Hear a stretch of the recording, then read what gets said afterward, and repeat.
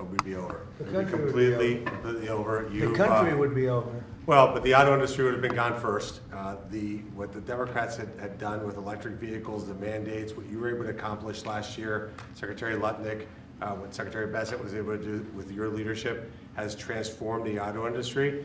And I tell you, it's never been better for people in the auto industry. I hear it from all my friends.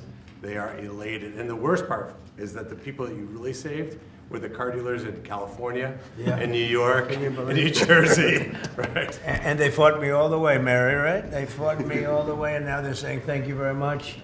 But you're doing a great job. Thank you, Bernie. Scott?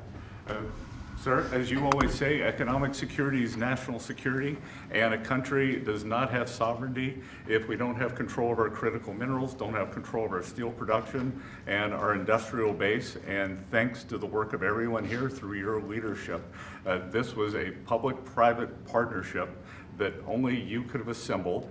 And we are taking back our sovereignty, and we are going to have this Vault project, a strategic mineral reserve. And I can't tell you how innovative and exciting this is, and the level of security it is going to give us going forward is phenomenal. And how is your new, and I think new and improved Fed chairman doing? How's that all going? So he's off to a great start. I think so. He had so much built-in credibility, and as the American people, smart people, like the Representative Hill, the Senator Marino, they already knew him, and as the American people get to know him, the important thing is that they will be able to trust the Federal Reserve to steer the economy for them. He's going to do great. Howard, please. So, prior presidents took America for granted. They let our critical minerals only be controlled by China. They let our mining business go to hell by closing all the mines, closing our coal plants while China opened them. They let our auto industry, right? We used to produce 75% of our cars in America, and when Biden left, it was below 50%. We were just letting all of these industries just be shredded from America. And thank goodness you are in this chair, changing it and taking it back. We are taking back critical minerals. We are taking back mining. We're taking back the auto industry. You're going to watch us take back pharmaceuticals. We're going to take back semiconductors. None of this could possibly happen without your leadership. And it is the most fun to stand back here with your leadership because we are changing America back and making it great again. That's very true. Anybody would like to say anything else? Amen to that. You guys okay? Everything all right? Chairman? Well, thank you, Mr. President. Such a good man. Go ahead. It's a great day, and it couldn't have happened without your leadership. And I think people will be talking about this for a long time because we're bringing back American mining and American manufacturing. You know, God blessed our country with abundant resources. Secretary Burgum talked about the Ambler Road. 49 critical minerals that can be mined in sufficient quantities just in that one area, but from northern Minnesota, Arizona, my home state of Arkansas, we are blessed with all these minerals. They're just in the ground. But when we get them out of the ground and not only mine them, but refine them and process and manufacture with them, it'll unleash great wealth for our country, and that'll just build on all the other successes. So thank you for what you've done. It's a great day. And how does it feel to be in the Oval Office? Is that crazy? Were you ever here? No, I've never been here, sir, but Most it's people haven't. fantastic. All the Mary's gold. been here a little bit. Yeah. Right? But it's a special place. Never been so beautiful either. Yeah, questions, please. Mr. President, speaking of the Fed, would you like to see Janine Pirro drop the investigation into Chairman Powell to help? Senator Tillis has basically said that he's not going to really be working with the He's not administration a senator to very help soon. bring war. So would you like to see the investigation? No, she's got to take it to the end and see. Like you're doing a small renovation, and they've spent almost $4 billion doing a small renovation. I'm doing buildings. I built a hotel, the Waldorf it's called, and I did it for around $200 million. It's a much bigger job. They're spending almost, it could be $4 billion. I'll tell you what, I don't even see an end in sight. I feel badly for the new Fed chairman because he may not have an office for 4 years. I don't know what these people are doing. So it's either gross incompetence or it's theft of some kind or kickbacks. I don't know what it is, but Janine Pirro is incredible and she'll figure it out. But no, you want to take it and just find out what happened because we can't go around doing a renovation of a small little complex, very small, couple of little buildings, and spend billions and billions of dollars on it. Something went wrong. We have to find out what it was. Yeah, please. Mr. President, thank you. Speaking of renovations, you announced you wanted to build a new and spectacular entertainment complex at the Kennedy Center. Right. Do you plan on tearing it down, and how much will all of the renovations cost? Probably around $200 million. And, you know, it's funny, in real estate and building, I've done so much of it. I've done so well with it. You want to sit with something for a little while before you decide on what you want to do. And, you know, we sat with it. We ran it. It's in very bad shape. It's run down. It's dilapidated. It's sort of dangerous. Things fall out of ceilings. You've seen it. And we had some big events there. We had a lot of great events there over the last year. But you can't do any work because people are coming in and out, and you have the workmen. We have a marble man over there the other day. He said, you know, every time I put down a piece of marble, people are stepping on the marble. They don't even have time to dry. And you can't do the same quality job if you close it, and, you know, we're fully financed. And so we're going to close it, and we're going to make it unbelievable, far better than it ever was, and we'll be able to do it properly. I was thinking maybe there's a way of doing it simultaneously, but there really isn't. And we're going to have something that when it opens, it's going to be brand new, beautiful. I'm not ripping it down. I'll be using the steel. So we're using the structure. We're using some of the marble, and some of the marble comes down. But when it's open, it'll be brand new and really beautiful. It'll be at the highest level. We can do a much better job, probably in a way a faster job in terms, you know, because when you do it piecemeal, for instance, they have a play tonight, and you can't do anything. You have to pull out everything, and you can't have stanchions all over the place, and people are walking in to see a play. So we'll be closing it sometime around July 4th. It's like we'll close it on July 4th in order to do something great for America, and then we're going to build it. We have great contractors. We're going to build it, and we'll do it right. We're using the highest grade marbles, the highest grade everything. It'll be brand new. Tremendous carriers putting in the air conditioning, or I guess they're a bidder, but they're probably going to get it. Carrier. We're going to have all brand new air conditioning, heating. The steel will all be checked out because it'll be fully exposed. You know, it's been up for a long time, but as anybody knows, it was in very bad shape. Wasn't kept well before I got there. So we're going to make it. I think there won't be anything like it in the country. Sir, Mr. President? Yeah, please. about your meeting with President Petro later this week, he's been quite critical of you since you spoke back in January after the Maduro raid.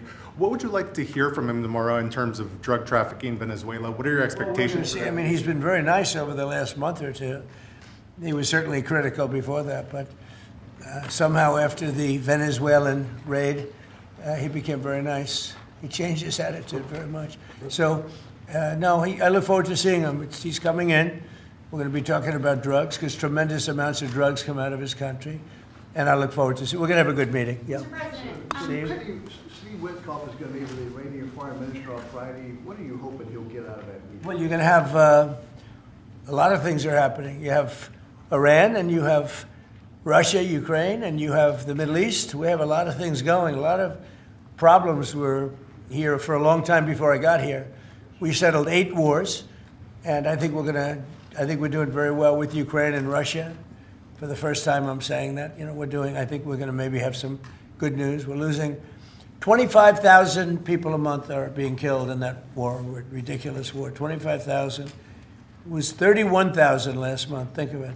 Young, beautiful kids, the kids of parents, their parents. It doesn't affect us in one way, but in another way, it's 25,000 souls that if I can solve it, we're not spending money like Biden did. He gave $350 billion away. I make everyone pay. And the United Nations, they're a little bit involved, but if you take a look at what's happening, the countries of Europe are paying us for the weapons. So we have NATO paying, we send missiles over there, they pay us in full. It doesn't cost us 10 cents. And we make money, I guess, but I don't even want to talk about that because what I really want to do is save those people from dying. They lose, Mary, can you imagine 25,000 to 30,000 people a month? That's like a stadium full of people every single month.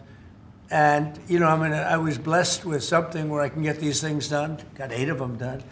I thought all 8 were going to be more difficult than this one. I thought my relationship with President Putin would give us a, much easier road. But there's tremendous hatred between Zelensky and Putin. Tremendous hatred. I mean, it's a shame, but it's taken longer than we thought. I did call up President Putin, and he's agreed. He's put it out to. They have the same cold wave that we do. Maybe different because it's pretty far away, but it's the equivalent. And Ukraine's a very cold country. It's much colder than us. It's colder than, they say, on average, it's Canada or colder. And on top of that, they have a tremendous cold wave. And I asked him if he wouldn't shoot for a period of 1 week, no missiles going into Kiev or any other towns, and he's agreed to do it. So it's something. What about Iran's nuclear program? Do you think Mr. Witkoff can get a deal on that? Well, we're talking about that. We have ships heading to Iran right now, big ones, biggest and the best. And we have talks going on with Iran. We'll see how it all works out. Mr. President, when did you speak with Mr. Putin? President, the Pentagon released National Defense Strategy last week, and it says... Where are you from with that nice I'm accent? from Europe, Good. from Lithuania, Baltic states. Good. National Defense Strategy says that U.S. will provide critical but only limited support for European defense. What does that mean, limited support? Will the U.S. still provide... Well, we get along very well with Europe. I do. Because, don't forget, I got the GDP lifted from 2% to 5%. Nobody thought that could be possible. And they're giving us a lot of that money. We have the best military equipment. We're selling it to NATO. But I get along very well. But Europe has to be careful because, there are those that say it's no longer recognizable between immigration and energy. It's there's so much potential. In UK, you have the North Sea oil, and they basically close it down. And then they buy energy from Norway, which is the North Sea oil. So you figure that when Norway's got trillions of dollars, they have to be careful. You need energy, and you can't do the windmills because the windmills, you're supposed to make money with energy, not lose money. So I'm very disappointed. I love Europe. I love the people of Europe. And they have to be very careful. They're at a tipping point. You have tremendous immigration problems, and you have tremendous energy problems. It's a bad combination. So. Mr. President, thank you, Mr. President. Kristi Noem just announced that you're deploying body cameras to Minneapolis. What's your thinking behind this decision, and do you want to see this? Well, it wasn't my decision. I would have, I leave it to her. They generally tend to be good for law enforcement because people can't lie about what's happening. So it's, generally speaking, I think 80% good for law enforcement. But if she wants to do that, I'm okay with it. Remember one thing, we closed the border. I got elected on a disastrous border, and we have nobody coming in through our border anymore. We had 25 million people come in 4 years through our border. Many of them were murderers and drug dealers and mentally insane from mental institutions and insane asylums. And now we don't have anybody coming in. For 9 months now, they actually report zero. We have 0 people coming in, which I find hard to believe, but the Democrats do that report. They tend to be left-leaning that do that report. So I assume it's true. And if it's not, it's a very tiny amount of people. But we basically have a tremendously perfect, strong border. And also crime levels are at the lowest point they've been in 125 years. Since 1900, we have the best numbers. And that's despite the fact that we had a lot of criminals and murderers. 11,888 murderers came in. And we have the lowest numbers that we've had in 125 years. So, we're doing a good job. If she wants to do the camera thing, that's okay with me. Mr. President, there was one homicide in D.C. during January. Do you think this is due to your efforts, and do you think blue states should see this as a sign that they should cooperate with you? Well, if there was one, we haven't had one in a long time. D.C. has become a very safe. There was an in-house homicide. It was in-house. It was a dispute within a family. We have had virtually no crime in D.C. D.C. is now considered a very safe place, and it should be. It's our nation's capital. And we sent in the soldiers. I read the Washington Post this week, and it was incredible. They were trying to determine how did we get so low numbers? The low numbers in D.C. because we have very little crime, if any. And they talked about everything except for the fact that we put our National Guard and great soldiers inside our city. They didn't want to mention that. It's how dishonest. Because if we didn't do that, you'd have tremendous crime in D.C. And I get thanked every single day by people that work in the White House. People, young ladies, men, they come up, thank you, sir, for making D.C. so safe. They walk to work now. A year and a half ago, they wouldn't have walked to work. They would have been killed or mugged or something would have happened to them. So it's, it's a great honor, but you got to read the story in the Washington Post. They do it. Crime is way down in D.C. Now, what's the reason for it? The reason for it is we have very big, strong, good-looking soldiers standing around, and I think they make the place look better. But this is our capital, and we have a very safe capital. We had a very dangerous capital before. Yeah, please. Sir, yesterday you said you were speaking to people about Cuba to reach an agreement. What sort of agreement are you hoping to reach? Is that with the Cuban government? Well, it's a failed nation now, and they're not getting any money from Venezuela, and they're not getting any money from anywhere. It's a failed nation. Mexico is going to cease sending them oil. So I'd like to take care of the people that are here from Cuba. You know, we have many people that came from Cuba that were thrown out of Cuba or that fled Cuba. They came over on rafts. They went through shark-infested waters. I don't know how they did it. And that was many years ago. Many would like to go back. Many would like to at least visit their relatives. And I think we're at a pretty close point. We are dealing with the Cuban leaders right now. Mr. President, the Wall Street Journal reported that the royal family of Abu Dhabi invested hundreds of millions of dollars in your World Liberty Financial. Can you explain why you decided to take that investment? Was that a transaction? Well, I don't know about it. I know that crypto is a big thing, and they like it. A lot of people like it. The people behind me like it. My sons are handling that. My family is handling it. And I guess they get investments from different people, but I'm not. I have all I can handle right now with Iran and with Russia and Ukraine and with all the things we're doing. So I don't know exactly, other than, I'm a big crypto person. I'm the one that probably helped crypto more than anybody because I believe in it. And the reason I believe in it is because if we don't do it, Scott, I think we can say then China's going to do it. Right? Yes, sir. If we don't do crypto, then China's going to do it. And it's just like AI. We're leading AI by a lot. And if we weren't leading, China would have led. They're very capable. They're very good. What do you have to say about that? You've made America the digital asset capital of the world. We did the Genius Act for stable coins.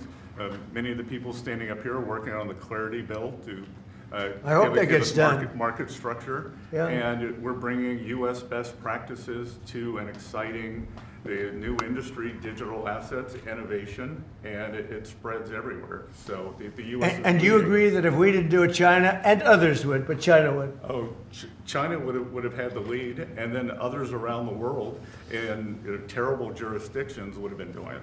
And on Iran, sir, can you say what your threshold of military action is? Well, I can't tell you what I'm going to do because right now, we have a tremendous force going there, just like we did in Venezuela, even bigger.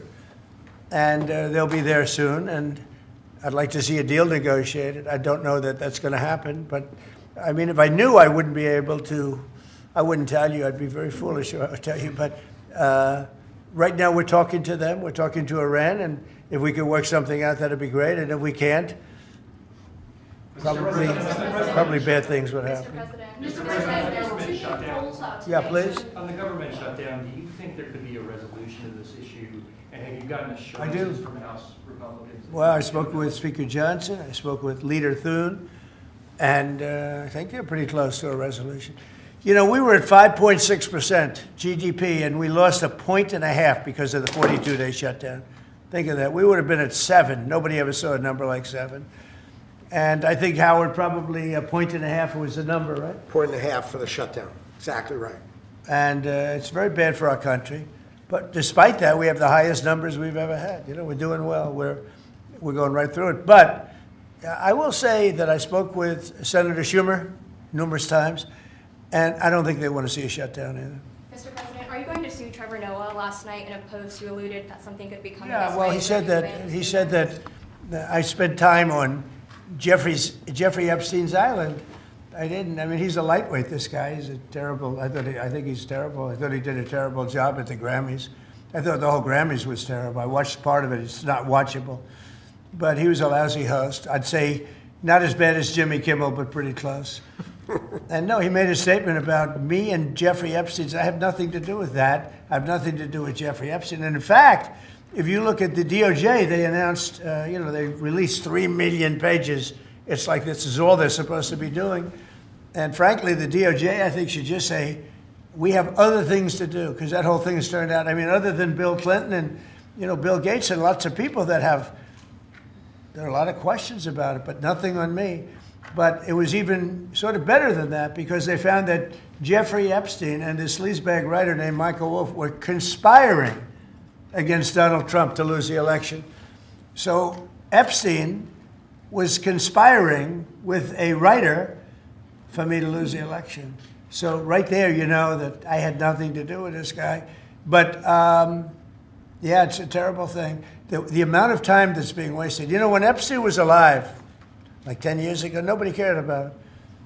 But they're only doing it. But now it's really hitting back on them because Bill Clinton is such a big part of it. The Democrats are pushing it. And the problem is that it's turning out to be the Democrats that were with and conspired with Epstein. So I think you're probably going to see a little pullback from them. But think of it. They were working together to try and help me lose the election. But this is the Oval Office, so I guess that didn't work out too well. Okay, one more question. Mr. President, do you have an update on U.S. troop level in Europe? Are you planning any force reductions? No, we have a great relationship with Europe. We have a great relationship with our troops. One of the best things that I can say is that if you go back a year and a half ago, so I'm running for election, they had the worst recruitment numbers in the history of our country. Nobody wanted to join the military, or nobody wanted to join the police. Nobody wanted to join the fire departments. We couldn't get anybody to be a proud member of our country. And now, Doug, as I told you before, now we have the best recruiting numbers that we've ever had in our military. Army, Navy, Air Force, Marines, Space Force we love, and Coast Guard. I love the Space Force. It's doing great. But now we have waiting lists on everybody wants to join. You know why? Because people are proud of our country. Because our country is doing great. I think Mary can say the same thing. You had lots of people not working so well, and now you just wish you could get them in faster. I know that it's hard to get them. Yeah, we continue to bring people in and have training programs. We're Right. investing in the U.S. Training workforce. people. Yes. But 2 years ago, you didn't see anything like this. It's amazing what's happened. So we have the number one, in the history of our country, we've never had more people that want to join our armed forces than we do right now. And a year and a half ago, nobody wanted to join. They were embarrassed by our country. They were embarrassed by our leadership. And now they're proud of our country, and they're very proud of our leadership, and a lot of the leadership is right behind me. Thank you very much, everybody. Thank you, press. Thank you, press. Thank you. Thank you, press. Let's head out. Thank you, press. Start moving. Thank you, press. Let's go. Let's go. Thank you, press. Thank you, press. I got the first hit. I'll give you some following.